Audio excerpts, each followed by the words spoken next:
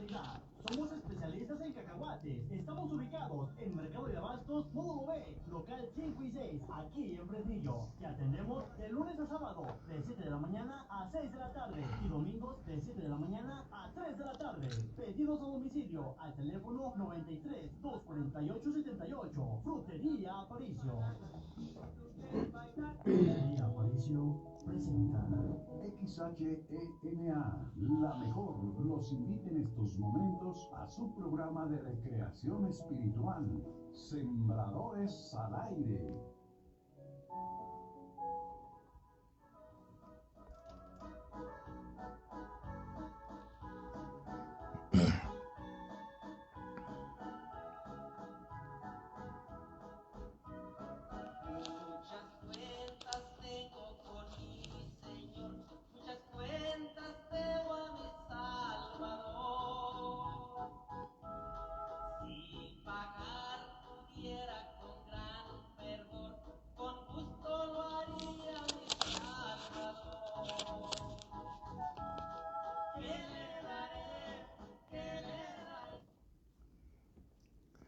Muy buenos días les dé Dios, queridos amigos. Aquí los saluda su servidor, el Padre Salvador Sánchez Escobedo, de la parroquia de Nuestra Señora de la Purificación en Fresnillo, para invitarlos a compartir este desayuno espiritual en donde se sirve nada más y nada menos que el pan de la palabra. Vengan, acérquense, está calientito, les va a gustar, les va a ayudar. Vamos a hacer una oración para que este alimento sagrado nos fortalezca, nos haga provecho.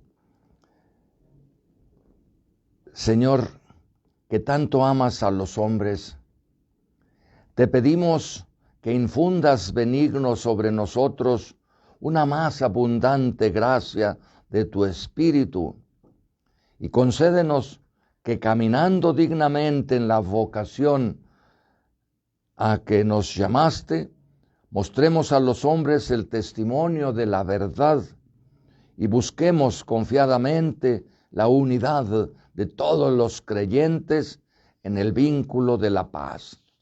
Por Cristo nuestro Señor. Amén. Hermanos, este día tenemos pues muchos motivos para estar atentos, puestos y dispuestos a saborear, a disfrutar este pan que se nos ofrece. ¿Por qué? Porque estamos en el octavario de oración por la unidad de los cristianos. Ya saben, comienza el día 18 y termina el 25 en la fiesta de la conversión de San Pablo. Allí se trata de pedir a Dios que todos los que creemos en Cristo, sea cual sea nuestra agrupación religiosa, estemos unidos, nos veamos realmente como verdaderos hermanos. Y la novedad en este día es que pues estamos a punto de celebrar el Domingo de la Palabra de Dios. Fíjense que el Papa Francisco, el 30 de septiembre de 2019, en la fiesta de San Jerónimo, el patrono de los estudiantes de la Biblia, pues envió a toda la iglesia una carta apostólica que se llama Aperuit Illis. Ya saben, los documentos del Papa se escriben originalmente en latín y se reconocen con la primera frase. Aperuit Illis nos lleva al capítulo 24 de San Lucas, en donde se habla de aquellos dos discípulos que huían, si se pudiera decir así, de Jerusalén. Buscaban una zona de confort, tenían miedo a la cruz, diríamos. Ellos iban tristes, desilusionados, a lo mejor resentidos con Jesús porque supuestamente no les había cumplido las promesas de pues lograr la hegemonía, diríamos, la supremacía de Israel. Jesús se les acercó, platicó con ellos, les hizo preguntas por qué iban tan tristes y ellos ya le dijeron cuál era su motivo. Es que nosotros esperábamos que Él restaurara la soberanía de Israel, pero no hubo nada. Entonces dice San Lucas, les abrió el entendimiento, aperuit ilis, eso significa, les abrió el entendimiento para que pudieran comprender el sentido de las Escrituras y así recordándoles aquellos pasajes de la ley, los profetas y los salmos, les demostró que estaba escrito efectivamente que el Mesías tenía que padecer para entrar en su gloria. Aperuit ilis. En esa ocasión, pues él instituyó el tercer domingo del tiempo ordinario para que se celebrara el domingo de la palabra de Dios. Vamos a leer solamente un parrafito, el número 3, donde se establece precisamente esto que estamos diciendo. Dice el Papa, así pues, establezco que el tercer domingo del tiempo ordinario esté dedicado a la celebración, reflexión y divulgación de la palabra de Dios. Este domingo de la palabra de Dios se colocará en un momento oportuno de ese periodo del año en el que estamos invitados a fortalecer los lazos con los judíos y a rezar por la unidad de los cristianos. No se trata de una mera coincidencia temporal. Celebrar el domingo de la palabra de Dios expresa un valor ecuménico, porque la Sagrada Escritura indica a los que se ponen en actitud de escucha el camino a seguir para llegar a una auténtica y sólida unidad. Hasta aquí esta cita de esa carta apostólica del Papa. Vean ustedes cómo, pues, este domingo realmente nos resulta providencial. Ha sido una decisión muy sabia y prudente del Papa, primeramente porque pues él ha estado promoviendo la unidad, pues no solamente entre los judíos y los cristianos de las distintas denominaciones, incluso también con los musulmanes. Si ustedes recuerdan, no hace mucho que fue a Irak, allá a promover también esa fraternidad con los musulmanes que creen en el Dios de Abraham, de Isaac y de Jacob.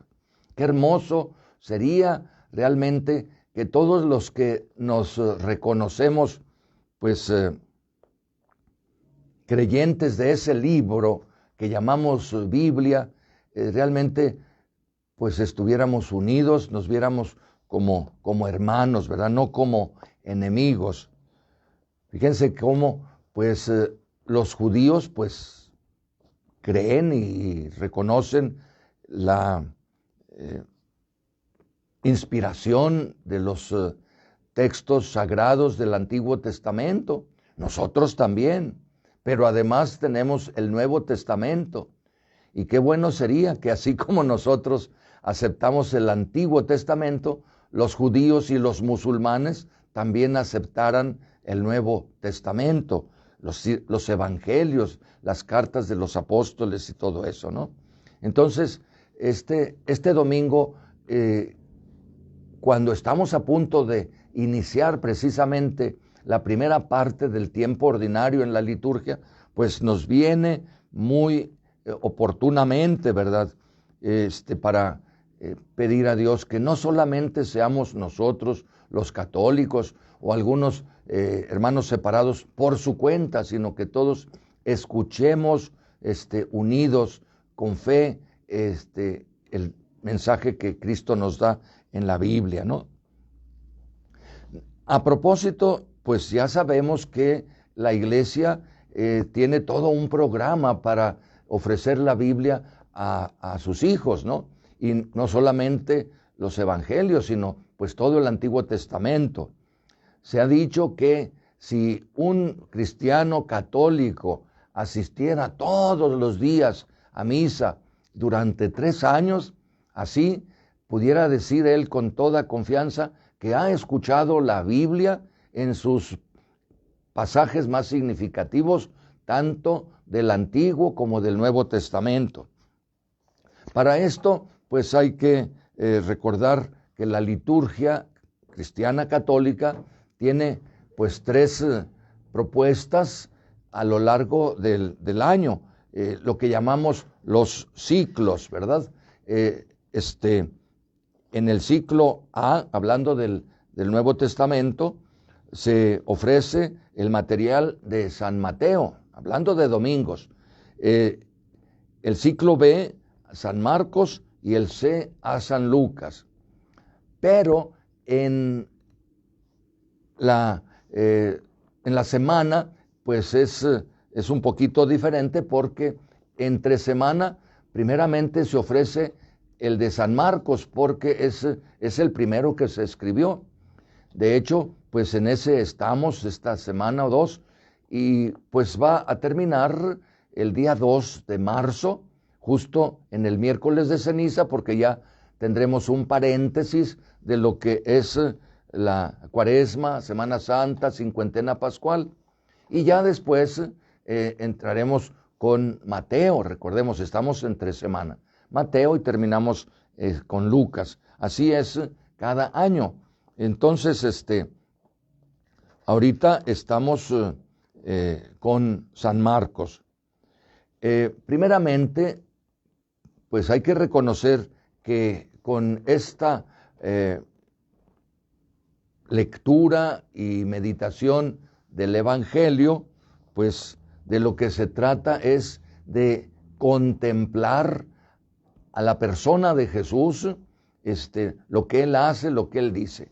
Es justamente la recomendación que nos hace el autor de la carta a los Hebreos, cuando dice: mantengamos fijos los ojos en Cristo, el autor y consumador de nuestra fe. O sea, que no lo perdamos de vista, que estemos atentos a ver qué dice, a ver qué hace y qué es lo que nos quiere decir, qué es lo que nos está pidiendo que hagamos. Así que lo que hicimos primeramente fue pues preparar y celebrar la Navidad, y después de la Navidad vino esta segunda parte que llamamos Epifanía. Epifanía es una palabreja griega que está en plural. Significa pues manifestaciones. Si se hablara en singular sería Epifanion, ¿verdad? Pero como se trata de varias manifestaciones, pues está en plural, Epifanía. Y hemos contemplado y celebrado especialmente 3 manifestaciones de Cristo.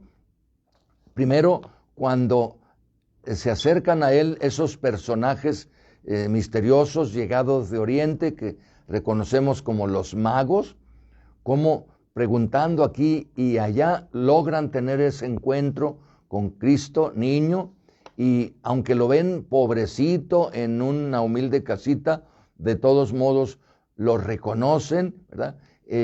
Y se postran, lo adoran y le ofrecen los regalos. Ya sabemos cómo con esos regalos que le ofrecen, ellos nos están dando una catequesis.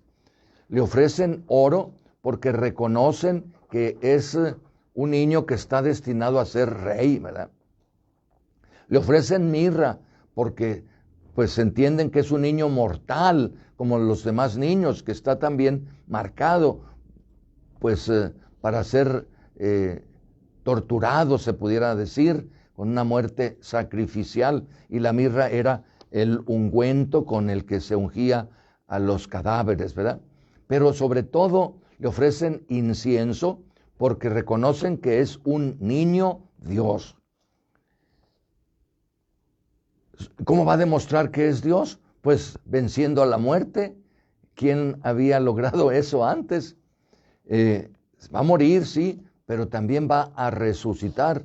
Con su muerte destruyó nuestra muerte y resucitando nos dio nueva vida. Por eso se le ofrece incienso, porque demostró ser Dios de Dios, luz de luz, Dios verdadero de Dios verdadero. Y esto se confirma en la segunda manifestación que celebramos, el bautismo del Señor, cuando es su Padre mismo, que desde el cielo le dice, tú eres mi Hijo muy amado, y lo unge, si se pudiera decir, con el Espíritu Santo, que es el amor infinito, el amor mismo de Dios. Finalmente, la tercera manifestación es cuando en aquella boda en Caná de Galilea, Él manifiesta su gloria y sus discípulos creen en Él y ya van entendiendo poquito a poquito que Él es el esposo de la iglesia, el que está preparado para sellar con su propia sangre la alianza nueva y eterna en el Monte Calvario. Y después de haber celebrado estas epifanías, comenzamos la lectura continuada del Evangelio de San Marcos. ¿Cuál es el objetivo del Evangelio de San Marcos? El objetivo es demostrar que Cristo es justamente el Hijo de Dios. Precisamente, si ustedes toman su Biblia y leen el primer versículo del Evangelio de San Marcos, verán que allí dice, Evangelio de Jesús, el Mesías, Hijo de Dios. Evangelio, pues es la buena noticia, ya sabemos, pero él dice que Jesús es el Mesías o Cristo y que es el Hijo de Dios. Nos preguntamos, ¿será este primer versículo el título de esta obrita, de este pequeño tratado? Muchas veces, así como dijimos que Aperuit Illis es el título de la carta apostólica del Papa Francisco, entonces este primer versículo será el título, a lo mejor, ¿verdad? Así se acostumbraba, o tal vez será la tesis o afirmación que quiere demostrar San Marcos a lo largo de su evangelio, ¿verdad? ¿Qué es lo que hemos visto hasta ahora en estas 2 semanas de la primera parte del tiempo ordinario? Vimos algo muy interesante, muy hermoso, la jornada de Jesús en Cafarnaúm. ¿Qué hacía Jesús ordinariamente, pudiéramos decir, en 24 horas de cada día allí en su vida pública, ¿no? Tratando de resumir, podremos establecer que lo primero que hacía Jesús era levantarse muy temprano, dice San Marcos, cuando todavía estaba muy oscuro, y ponerse en comunión con Dios, por allá en un sitio apartado, solitario. Luego después, pues va a compartir lo que Dios le ha dicho con la gente, a veces en la sinagoga, a veces en las casas, en las calles, en las plazas, a veces a la orilla del lago, ¿verdad? Es necesario que también todos nosotros, todos los sacerdotes, todos los agentes de pastoral, pues antes de hablar de Dios a la gente, pues dejemos que Dios nos hable a nosotros. Ese es el tip que nos da Jesús, ¿verdad? Y todo esto pues hace obviamente que la gente note que habla con autoridad y que con autoridad también expulsa a los demonios. ¿Quién es verdad? Que nos habla así, con autoridad y no como los escribas, ¿verdad? Pues esa autoridad pues le viene precisamente de Dios, con el que ha estado en oración, ¿verdad? En sus madrugadas. Después nos ha manifestado San Marcos una serie de conflictos que Jesús tuvo con sus enemigos y que con esto, como quien dice, se reporta, se proyecta un problema que había surgido, o varios problemas entre los judíos y los nuevos cristianos. Recordemos que pues los primeros cristianos eran judíos, pero ya cuando salieron eso con que Jesucristo es es Dios y que Dios lo constituyó Señor y Mesías, resucitándolo al tercer día, pues ya los judíos tradicionalistas vieron a los cristianos como si fueran una secta de herejes y los corrieron de la sinagoga. Y entonces, pues había pues malos entendidos, sobre todo con algunos temas que tenían que ver con la fe y con la moral, ¿verdad? Primeramente, se hablaba acerca del perdón de los pecados. Ellos decían, ¿quién puede perdonar los pecados sino solo Dios? Y Jesús demuestra que Él tiene poder para perdonar los pecados cuando le dice al paralítico, levántate, toma tu camilla y vete, ¿no? Y entonces, entre nosotros los cristianos ya hablamos del perdón de los pecados, que Dios se vale de pobres instrumentos humanos, pecadores, en este caso los sacerdotes, para decirnos, si es que estamos arrepentidos, yo te absuelvo de tus pecados. Vean ustedes qué hermoso. Y todo esto pues todavía no se maneja así entre los judíos. Después estaba la ley de la pureza o de la impureza para los judíos, pues cualquier motivo era para que el judío quedara impuro y que nadie se le acercara. Nosotros aquí en la parroquia de la purificación nos preparamos precisamente para celebrar ese momento en que María a los 40 días va al templo a purificarse. Háganme favor, una mujer por el simple hecho de traer un hijo al mundo quedaba impura por su propia sangre, ¿verdad? María obviamente no tenía esa necesidad, pero lo hace para obedecer la ley. Entonces, cuando ven que Jesús se junta con pecadores y come con ellos, pues se escandalizan, ¿verdad?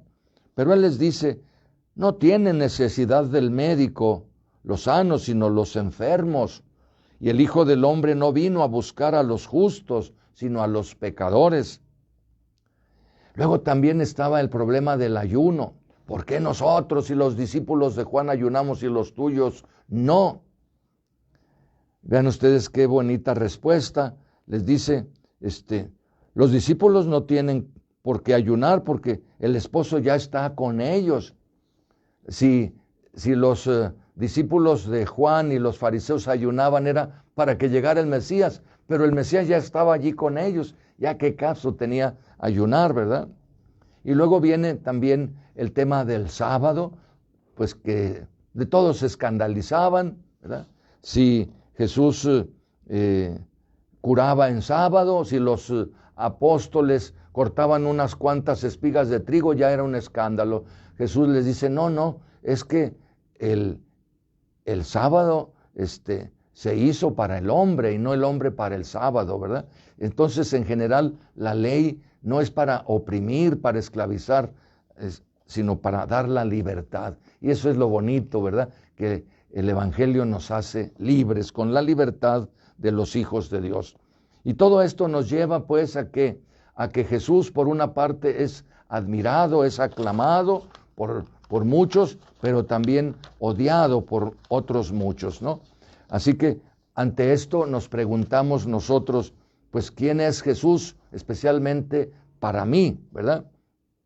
Hoy, por ejemplo, en el Evangelio, pues vemos que sus propios familiares dicen que está loco, ¿verdad? Pues, ¿quién es Jesús? ¿Por qué nosotros nos reunimos en su nombre? ¿Por qué vamos a escuchar la palabra de Dios y a celebrar la Eucaristía? ¿Vale la pena seguir llamándonos cristianos, seguir creyendo y esperando en Él? ¿No estaría loco de verdad? ¿Y no estaremos locos también nosotros los que pretendemos ser discípulos suyos?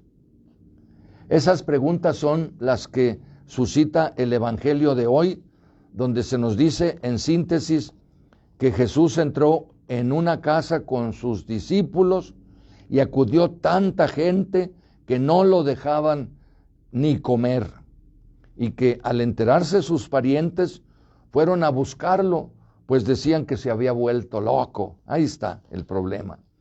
Todos nosotros sabemos que pues la familia nos da sentido de pertenencia y en la familia podemos satisfacer esa necesidad que tenemos todos de experimentarnos amados. Allí podemos crecer de veras como crecía el niño Jesús con su familia, crecer en edad, sabiduría y gracia ante Dios. Pobrecita gente de aquellos que no conocen a sus papás, que se ven a sí mismos tal vez como una basurita que se lleva el viento y que pues saben que al morir pues nadie los va a llorar, nadie los va a recordar porque pues no tienen familia, ¿no?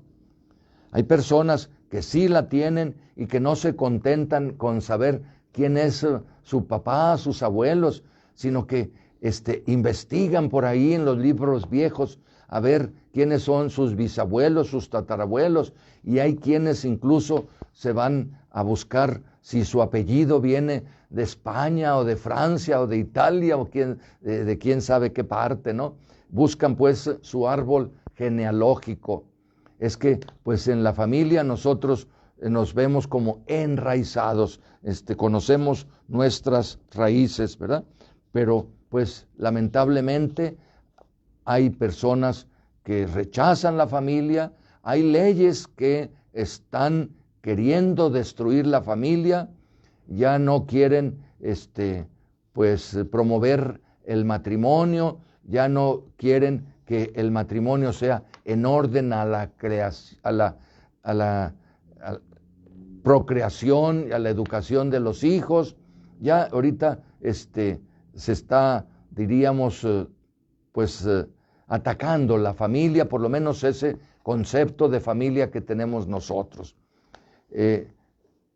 Ahora están promoviendo que un hombre se case con otro, una con otra, pero pues ahí ya no vamos a poder hospedar familia, ya no vamos a poder tener este ambiente tan saludable, precisamente para crecer como personas y ser educados de una forma integral. La familia pues es la gran cosa, pero también se corre el peligro de que pues la familia pueda ser para nosotros una cárcel, ¿verdad? Todo ser humano tiene necesidad de la libertad, pero ojo, los hijos no son para la familia, ¿verdad? La familia es para los hijos, ¿verdad? Eso decía un senador muy importante en Estados Unidos, diciendo que los, pues no podemos decir esposos, las parejas, ¿verdad?, de homosexuales no tienen derecho a adoptar. Los niños huerfanitos sí tienen derecho a ser adoptados, pero por alguien que esté en condiciones de darles ese calorcito de familia, ¿no? Entonces, los hijos, nos dice un salmo, el 127, son como flechas en manos de un guerrero. Son de Dios. Él es el arquero que se vale de un hombre y una mujer para lanzar sus flechas por toda la tierra, a veces demasiado lejos de sus padres. Jesús desde pequeño pintó su raya y le dijo a sus padres cuando se quedó hasta el tercer día en el templo, cuando su madre le reclamó: ¿por qué hiciste esto con nosotros? ¿Por qué me buscaban? ¿Que no sabían que debo ocuparme de las cosas de mi Padre? Pues las cosas de Dios son pues la familia y la familia de familias, que es la iglesia, es la humanidad en general, ¿verdad?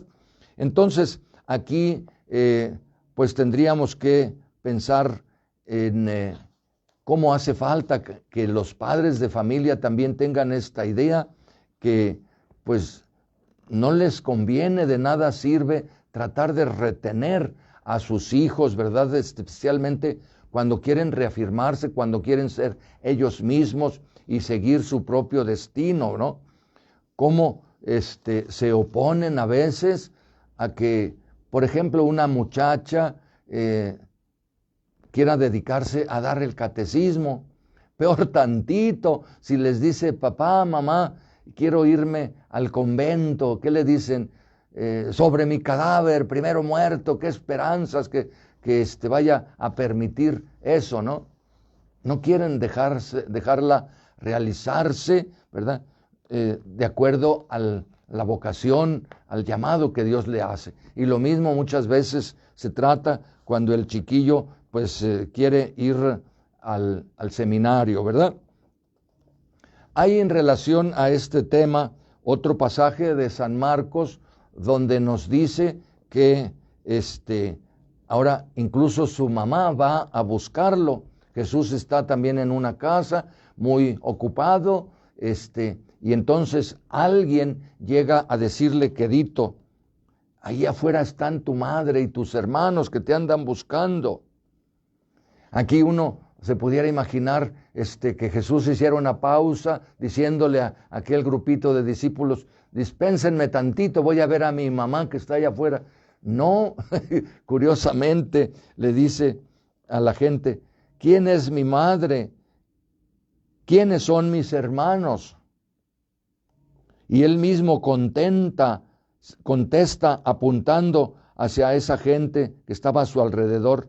Aquí están mi madre y mis hermanos, porque todo el que hace la voluntad de Dios, ese es mi hermano, mi madre.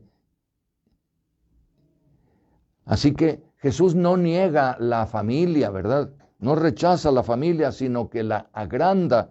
Lo que Él quiere es una familia en gran escala, es decir, una familia de familias. Y volviendo a lo que decíamos al principio, pues si todos nosotros leyéramos la Biblia y tratáramos de hacer vida su mensaje, pues y leyéramos todo esto, si un judío, un musulmán, un cristiano de cualquier denominación está leyendo este mensaje, todo aquel que hace la voluntad de mi Padre es mi hermano, mi hermana y mi madre, pues todos nos veríamos como hermanos y nos trataríamos realmente como hermanos.